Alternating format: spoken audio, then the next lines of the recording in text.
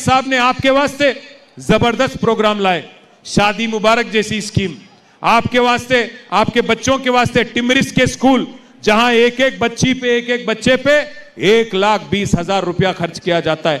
सबसे अहम चीज, सबसे बहुत इंपॉर्टेंट चीज, केसीआर साहब के दौर में सुकून था, खुशहाली थी, अमन थी, भाईचारा थी। केसीआर साहब मजहब के नाम पे सियासत कभी नहीं करने वाले लीडर है। केसीआर साहब जैसा मोयुद्दीन मखदूम ने कहा, एक कहावत है, हयात लेके चलो, कायनात लेके चलो, चलो तो सारे जमाने को साथ लेके चलो। इस मामले में केसीआर का मुकाबला कोई नहीं कर सकता। हर किसी को साथ लेके चले केसीआर। अगर एक गरीब मुसलमान बच्ची को रमजान के वक्त तोहफा दिया गया, तो गरीब हिंदू बच्ची को बతుకమ్మ साड़ी दिया गया।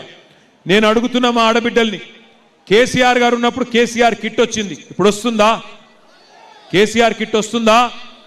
కేసీఆర్ గారు ఉన్నప్పుడు బతుకమ్మ చీర వస్తుండే, ఇప్పుడు వస్తుందా? వస్తుందా? केसीआर साहब जब थे रमजान तोहफा मिलता था, आज मिल रहा क्या? रमजान तोहफा मिल रहा आपको? केसीआर గారు ఉన్నప్పుడు క్రిస్మస్ గిఫ్ట్ వస్తుండే, ఇప్పుడు వస్తుందా? మరి ఈయన మోసం చేయండి, ఎవరిని? అందరినీ మోసం చేసిండు।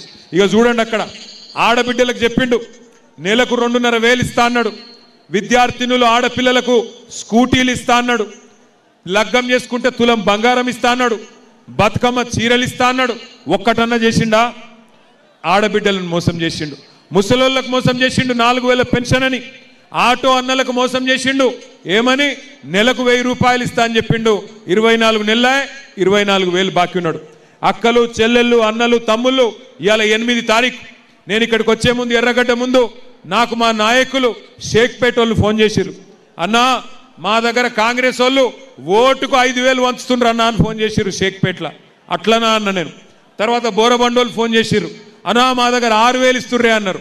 తర్వాత పక్కకు యూసుఫ్ కూడా క్యాండిడేట్ లోకల్ డివిజన్, అక్కడ 8,000 ఇస్తుండట।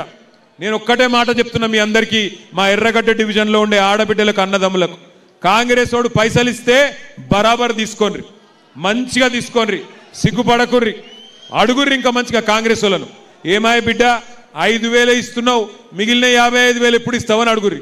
అగో ఏం బాకీ అక్క అంటాడు, ఏం బాకీ అంటే అడుగుర్రి।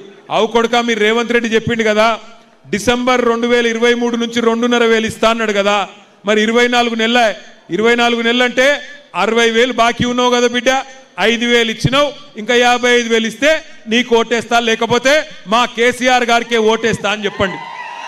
అట్లాగే ఇంట్లో పెద్ద మనుషులు ఉంటారు, 1,000 రూపాయలు 2,000 రూపాయలు చేయలో పెడితే వాళ్ళకి చెప్పుర్రి, కొడుక ఇంకా 48,000 బాకీ ఉన్నావు, అది కూడా ఇయ్యి, కాంగ్రెస్ ఓటేస్తా అని చెప్పుర్రి। లేకపోతే ఓట్లతోని నోట్లతోని కొనుక్కొని సునీతమ్మను ఓడగొట్టాలని కోషిష్ చేస్తా ఉన్నారు। మాగంటి గోపీనాథ్ గారు మీకోసం సేవ చేసిన నాయకుడు, ముఖ్యంగా ఆడబిడ్డల కోసం ఎప్పుడు అండగా నిలబడ్డ నాయకుడు। ఇలా ఆయన భార్య ఎలక్షన్లు నిలబడితే ఆమె మీద కూడా కుట్రలు చేస్తున్నారు, ఆమె మీద కూడా చిల్లర ప్రచారం చేస్తున్నారు।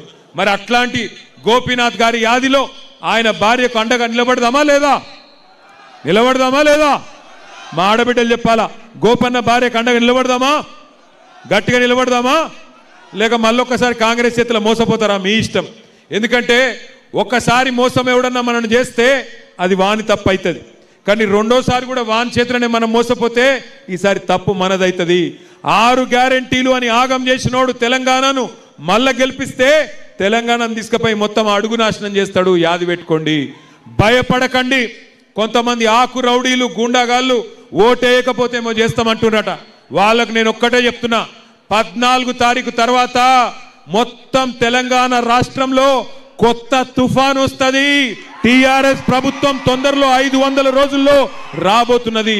కొంతమంది పోలీసు వాళ్ళు కూడా నకరాలు ఎక్కువ చేస్తున్నారు, ఆ పోలీసు వాళ్ళకు కూడా నేను చెప్తున్నా, ఒక్కొక్కరిని పేరు రాసి పెట్టుకుంటాం। ఏ పోలీసోడైతే నకరాలు చేస్తుండో ఈ 2-3 రోజులు ఎక్కువ తక్కువ తోకలాడిస్తే తోక కట్ చేసే బాధ్యత నాది, ఖచ్చితంగా చూసుకుంటాం। ప్రభుత్వం వస్తుంది మళ్ళా కేసీఆర్ది 2 ఏళ్లల్లా, యాది పెట్టుకోండి। ఎవడెవడైతే ఎగిరి పడుతుండో పోలీసోడు, ఆకు రౌడీలు, యాది పెట్టుకోండి। రేవంత్ రెడ్డి కాదు, వాని తాత వాని అయ్య దిగొచ్చినా మిమ్మల్ని ఎవడు రక్షించలేడు, యాది పెట్టుకోండి। ఇలా మా షరీఫ్ భాయ్ని తీసుకుపోయి ఏదో బల్మీట్కి కండువ కప్పినట్టు అనుకున్నారు। 14 నాడు చూపెడుతుంది తెలంగాణ తన సత్తా ఏందో. జూబ్లీ హిల్స్ ఆడబిడ్డలు చెప్తారు సత్తా ఏందో. ఇలా మీ దగ్గర